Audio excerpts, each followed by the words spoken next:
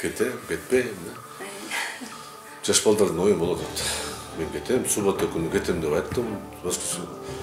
Жок, кетпей тур деп сурадым да, понедельник күнү арыз бердим, ана кой кетпе. Билбейм, балким Фариттен башка Кыргызстанда таап алган эмес болуш керек, жетекчи болгонгочу.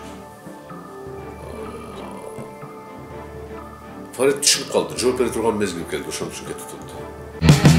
Азыркы учурда Асылбек уулу Дамирбек акыбалы кандай болот, тагдыры кандай болот деген бар.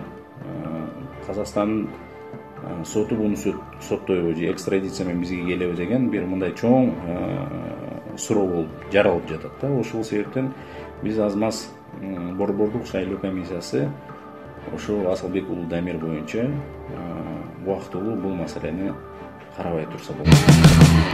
Чынында эле мародер болсо, чынында эле жанагы ичип жегени алгандары бар болсо, ошол күнөөлөрдү мойнуна коюп, ошол статьялар менен соттолот эле да. Задача Сапара Исакова в первую очередь и вообще нашего правительства обеспечить нас всех работой. Ни жильем, ни субсидиями, ни кредитами, ни чем-то. Работу дайте, мы сами заработаем все, что нам нужно. Работать хотим, работать умеем, работать будем, но главное, чтобы она была работа. И меньше воруйте, вот. А еще лучше вообще не воруйте. Я думаю, что стыдно быть богатым, воруя в нищей стране.